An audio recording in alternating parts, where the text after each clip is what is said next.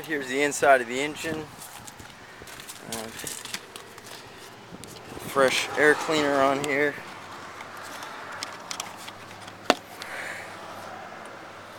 See, everything's clean inside. Brand new battery.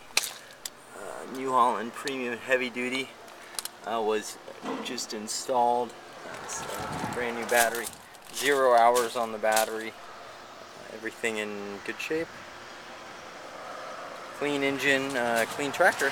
Ready to go.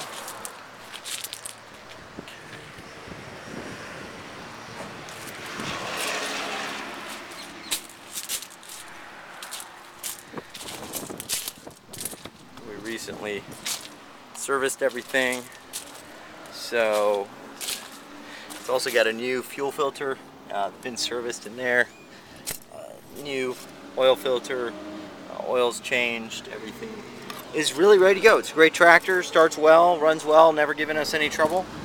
We haven't used it that much, but it's been a great tractor. So